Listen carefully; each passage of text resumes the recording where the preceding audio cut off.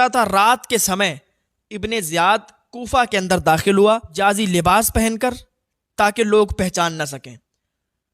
داخل ہوا تو لوگوں نے سمجھا کہ حضرت امام حسین آ گئے ہیں. لوگ نعروں سے استقبال کرنے لگے یہ سمجھ کر کہ حضرت امام حسین آئے ہیں. جب زیادہ بھیڑ جمع ہونے لگی اور اس کی سواری چلنے میں دقت ہو رہی تھی تو اس کا جو خادم تھا اس نے چیخ کر کہا اے لوگوں تمہیں دکھتا نہیں ہے یہ حسین نہیں ہے یہ کوفہ کے نئے گورنر ابن زیاد ہیں. جب لوگوں کو یہ پتا چلا تو لوگ مایوس ہو گئے اپنے اپنے گھروں میں چلے گئے. اب وہ وہاں سے گورنر ہاؤس تک گیا اور صبح میں اس نے تقریر کی اس نے خطبہ دیا کہ اے کوفہ والو سنو یہ میری پہلی اور آخری تقریر ہے.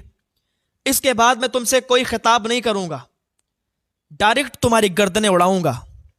یہ میری تقریر کو آپ سن لینا اور سمجھ لینا.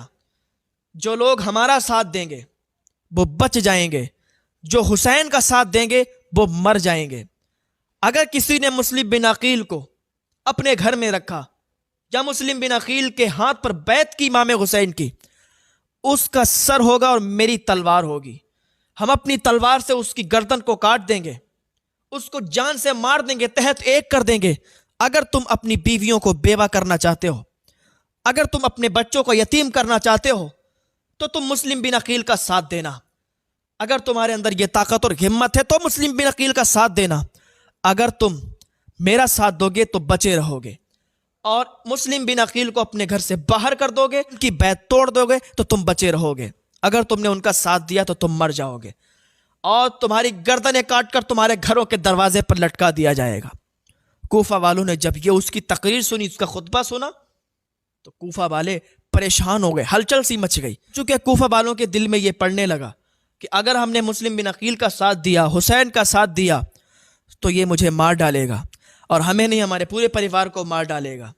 لیکن ان کو یہ پتہ ہی نہیں تھا کہ غلامان محمد جان دینے سے نہیں ڈرتے یہ سر کٹ جائے یا رہ جائے کوئی پرواہ نہیں کرتے.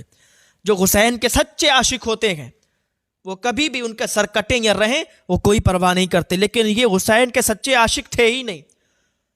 یہ تو ابن زیاد کی اسی تقریر سے ڈر گئے ابن زیاد کی اسی دھمکی سے ڈر گئے. کیونکہ اگر حسین کے سچے چاہنے والے ہوتے مسلم بن عقیل کے سچے چاہنے والے ہوتے تو مسلم بن عقیل کا ساتھ دیتے. مغرب کی نماز حضرت مسلم بن عقیل نے پڑھائی پیچھے 500 لوگ تھے. جب سلام پھیرا تو ایک بھی پیچھے موجود نہیں تھا. کر دی غداری. جہاں 40,000 لوگوں کا ساتھ تھا مسلم بن عقیل کو اب وہاں صرف تنہا مسلم بن عقیل رہ گئے تنہا. اب آپ ذرا سوچیں کہ ایسی جگہ ہو